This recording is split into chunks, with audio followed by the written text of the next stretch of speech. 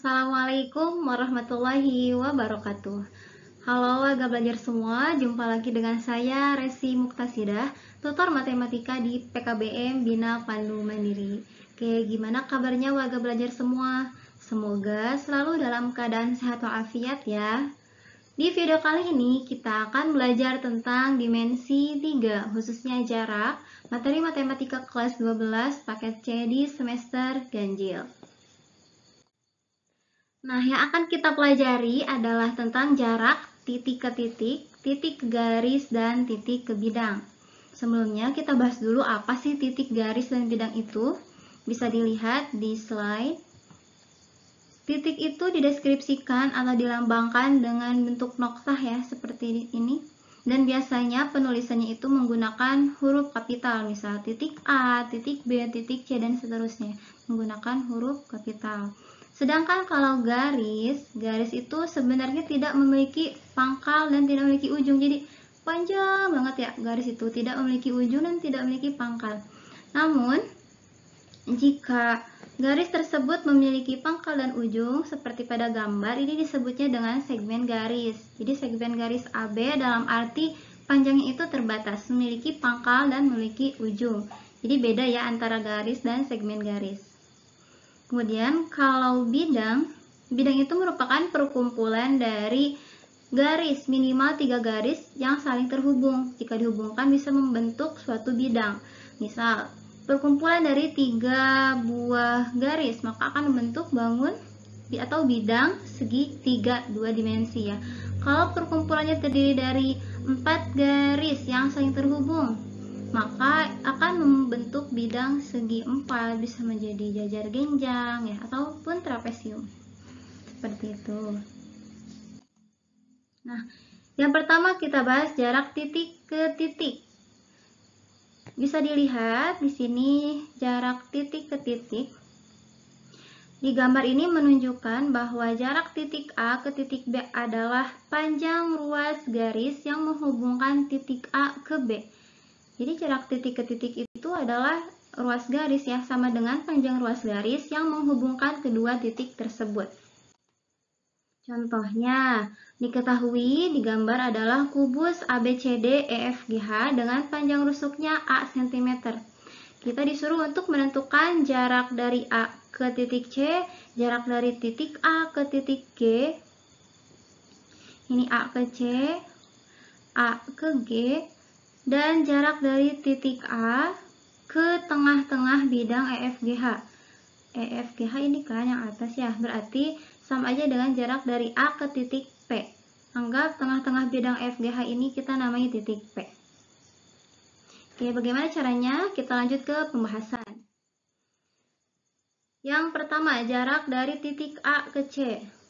Perhatikan bahwa jika titik A, B, C ini dihubungkan, maka membentuk bangun atau membentuk bidang apa?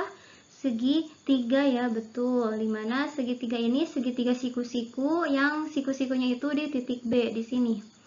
Maka untuk mencari AC itu merupakan sisi miring dari segitiga siku-siku ABC. Maka gunakan teorema Pythagoras. Oke, masih ingat teorema Pythagoras? Dimana sisi miring itu merupakan penjumlahan dari sisi-sisi yang lainnya ya. Nah, maka AC itu sama dengan akar dari AB kuadrat ditambah BC kuadrat, di mana AB-nya itu adalah A cm, maka A kuadrat ya. Dan BC-nya pun A kuadrat sama. A kuadrat ditambah A kuadrat sama dengan 2A kuadrat. 2 akar dari 2A kuadrat sama dengan A akar 2. Jadi, jarak dari titik A ke titik C adalah A akar 2.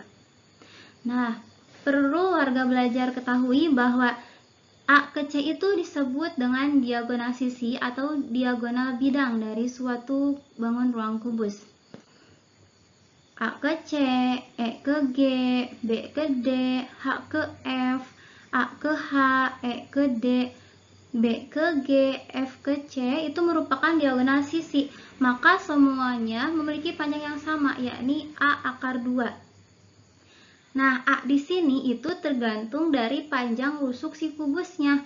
Misal panjang rusuknya itu 3, maka diagonal sisinya memiliki panjang 3 akar 2 cm gitu ya. Jadi diagonal, untuk mencari diagonal sisi tinggal A akar 2 ya. Panjang rusuk dikali dengan akar 2. Kemudian bagaimana dengan jarak AG? Perhatikan lagi bahwa ACG jika dihubungkan pun sama membentuk sebuah segitiga siku-siku di C. Maka untuk AG ini merupakan sisi miring ya, sisi miring dari segitiga ACG sama menggunakan teorema Pythagoras seperti ini dan menghasilkan A akar 3. Nah, AG ini disebut dengan diagonal ruang. Kalau tadi mah diagonal sisi atau diagonal bidang, nah ini mah sekarang diagonal ruang A ke G. A ke G itu diagonal ruang ya. Selain A ke G, coba diagonal ruangnya apalagi? H ke B ya, C ke E, F ke D itu merupakan diagonal ruang dari kubus ABCD F G H. Dimana jika ditanya diagonal ruang tinggal A akar 3 atau panjang rusuknya dikali dengan akar 3.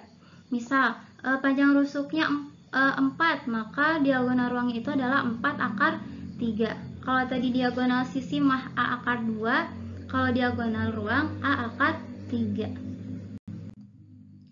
Terus bagaimana dengan jarak A ke P, di mana P itu merupakan titik tengah dari bidang EFGH.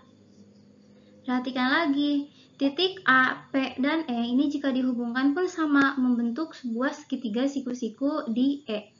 Maka AP merupakan sisi miring, bisa dicari juga dengan teorema Pythagoras ya. AE kuadrat ditambah EP kuadrat. Sehingga diperolehlah setengah A akar 6 cm. Kemudian jarak titik ke garis. Di gambar ini menunjukkan bahwa jarak dari titik A ke garis G adalah panjang ruas garis yang ditarik dari titik A dan tegak lurus terhadap garis G.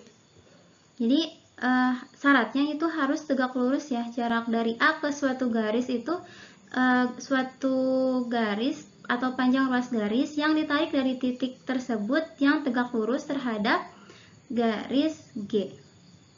Nah, ini tegak lurus ya. Contohnya, diketahui kubus ABCDFGH dengan panjang rusuk 5 cm, jarak titik A ke rusuk HG. A di sini ke HG. Ingat tadi syaratnya harus tegak lurus ya. Coba pembahasannya, jarak dari titik A ke rusuk HG adalah panjang ruas garis AH. Kenapa AH? Karena AH ini tegak lurus terhadap HG ya, tegak lurusnya di sini. Nah, ini 90 derajat. Bu, kenapa enggak ke AG? A ke G itu tidak 90 derajat ya, tidak tegak lurus. Jadi tegak lurusnya ke titik H ini, ke posisinya di sini, ke titik H-nya, tegak lurusnya. Sehingga karena jarak dari titik A ke garis HG itu sama dengan garis AH ya. AH itu adalah diagonal sisi. Berarti kalau diagonal sisi tinggal A akar 2. A-nya itu panjang rusuknya 5, berarti AH-nya 5 akar 2. Jadi jarak A ke HG adalah 5 akar 2 cm. Oke, masih ada contoh lain. Diketahui 5 TABCD memiliki rusuk alas 12 cm dan panjang rusuk tegak 12 akar 2 cm. Jarak dari A ke TC. Jarak dari A ke TC. Oke. Kita lihat pembahasannya. Jarak dari A ke TC, dari A ke TC itu merupakan jarak dari A ke tengah-tengah garis TC. Kita kasih nama titik P di sini. Berarti jarak dari A ke TC adalah AP ya. Dimana AC itu, AC kan merupakan diagonal persegi ya, diagonal sisi. Berarti 12 akar 2 panjangnya ya. 12 akar 2 berarti sama nih dengan panjang rusuk si AT. Panjangnya sama, berarti tegak lurusnya ke tengah-tengah, ini pasti tegak lurus, membentuk suatu segitiga sama sisi berarti ya, segitiga sama sisi ini, yang ini ACT, bidang ACT ini suatu segitiga sama sisi berarti otomatis tegak lurusnya ke tengah-tengah TC kan. Berarti untuk mencari AP itu merupakan sisi tegaknya, sisi tegak dari segitiga siku-siku APC ya. Kita ambil segitiga APC. Berarti AP sama dengan akar dari AC kuadrat dikurangi PC kuadrat. AC-nya berapa? 12, akar 2 dikuadratkan dikurangi 6 akar 2 dikuadratkan. Kenapa 6 akar 2? Karena kan setengah dari 12 akar 2 ya. Genap 12 dibagi 2 itu 6 kan. Jadi 6 akar 2 dikuadratkan. Nah, dihitung 12 akar 2 dikuadratkan dikurangi 6 akar 2 dikuadratkan. Maka diperolehlah 2 dikali 144 dikurangi 36 adalah 108. Kita sederhanakan yang 108 menjadi 3 dikali 36. Maka bentuk sederhana dari bentuk akar 2 dikali 3 dikali 36 adalah 6 akar 6. 6 yang di luar akar ini merupakan hasil dari akar kuadrat ini, akar kuadrat 36. Akar dari 36 itu kan 6 ya. 6 akar 6. 6 yang di dalam akar ini merupakan hasil perkalian dari 2 dikali 3. Jadi jarak A ke TC adalah 6 akar 6 cm. Gitu. Iya, terakhir, jarak titik ke bidang. Sekarang mah jarak dari titik ke bidang ya.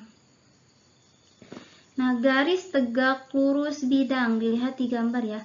Sebuah garis dikatakan tegak lurus terhadap suatu bidang jika garis tersebut tegak lurus dengan dua buah garis yang berpotongan yang terdapat pada suatu bidang tersebut. Ini garis G tegak lurus dengan garis A. Ya, garis A yang ada di bidang V. Dan garis G pun tegak lurus dengan garis B, sehingga garis G otomatis tegak lurus dengan bidang V. Nah, dengan jaraknya, jarak titik A ke bidang ini menunjukkan bahwa titik A ke bidang V adalah panjang ruas yang menghubungkan tegak lurus titik A ke bidang V. Jadi syaratnya sama ya, harus tegak lurus. Garis yang menghubungkan titik A ke bidang dengan tegak lurus. Contohnya, diketahui kubus ABCDFGH dengan panjang rusuk 10 cm. Jarak titik A ke bidang BDHF adalah jarak dari A ke bidang BDHF. Oke. Pembahasan, jarak dari titik A ke bidang BDHF diwakili oleh panjang AP. Di sini tegak lurusnya di sini ya. Nah, di tengah-tengah BD kita namai aja titik P.